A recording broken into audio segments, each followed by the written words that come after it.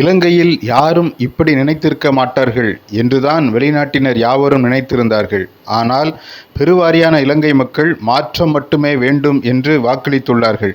கடந்த 2019ஆம் ஆண்டு நடந்த தேர்தலில் வெறும் 3% வாக்குகளை மட்டுமே பெற்றிருந்த ஏகேடி என்று அழைக்கப்படும் அனுர குமார திசாநாயக்க இலங்கை மக்கள் பாரம்பரிய கட்சிகள் மேல் கொண்ட அவநம்பிக்கையால் 2024ஆம் ஆண்டு இலங்கை அதிபராக தேர்ந்தெடுக்கப்பட்டுள்ளார்.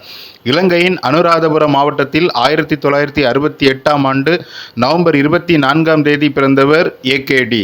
கிளனியா, தமிழில் கழனி பல்கலைக்கழகத்தில் அறிவியல் பட்டம் பெற்றவர். ஜனதா விமுக்தி பெரமுனா என்னும் கம்யூனிச கட்சியில் பள்ளி நாட்கள் முதல் ஈடுபாடு கொண்டவர். இக்கட்சி அரசாங்கத்திற்கு எதிராக போராடிய போது 1987ஆம் ஆண்டு கட்சியில் இணைந்தார். 1995ஆம் ஆண்டில் இலங்கையில் சோசலிஸ்ட் மாணவர் கூட்டமைப்பின் தேசிய ஒருங்கிணைப்பாளராக இவர் அரசியலுக்குள் அடியெடுத்து வைத்தார். ஜேவிபி கட்சியின் மத்திய பணிக்குழுவுக்கும் நியமிக்கப்பட்டார்.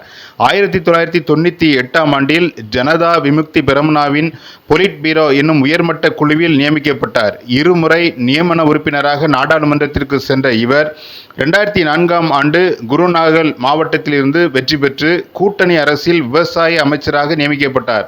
குமார ரணதுங்கா அரசாங்கம் சுனாமி மீட்பு பணிகளில் விடுதலை புலிகளுடன் இணைந்து செயல்பட்டதாக எதிர்ப்பு தெரிவித்து 2005ஆம் ஆண்டு அமைச்சர் பதவியிலிருந்து ஏகேடி விலகினார்.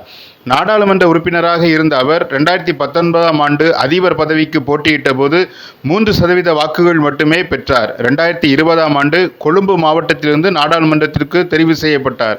2022ஆம் ஆண்டு ராஜபக்சே சகோதரர்களை பதவி விலகச் செய்த போராட்டத்தில் ஜனதா விமுக்தி பெரமுனா கட்சி முக்கிய பங்கு வகித்தது. ஊழலற்ற வெளிப்படையான அரசு என்ற அறிவிப்பை ஏகேடியை இலங்கை அதிபராக்கியுள்ளது.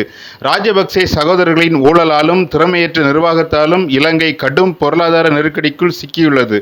இதனால் மக்கள் பெரும் மாற்றத்தை விரும்பியதாலேயே இதுவரை ஆட்சி கட்டிலில் அமர்ந்திராத ஒரு கட்சிக்கு வாய்ப்பளித்துள்ளனர். 2014ஆம் ஆண்டு பிபிசி செய்தி நிறுவனத்திற்கு பேட்டியளித்த அனுர குமார திசாநாயக்க 1988-89ஆம் ஆண்டுகளில் தம் கட்சி நடத்திய போராட்டங்களால் அப்பாவி மக்கள் உயிரிழந்ததற்கு வருத்தம் தெரிவித்து மன்னிப்பு கோரினார். ஆம், ஜனதா விமுக்தி பெரமுனா ஆயுத போராட்ட இயக்கமாகவே இருந்தது.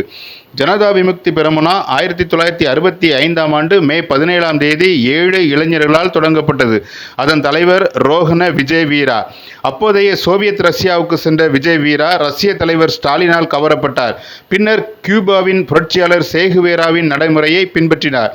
1971ஆம் ஆண்டு ஜனதா விமுக்தி பெரமுனா இலங்கை முழுவதும் 74 காவல் நிலையங்களில் தாக்குதல் நடத்தி 35 நிலையங்களையும் சில முக்கிய பட்டணங்களையும் கைப்பற்றியது.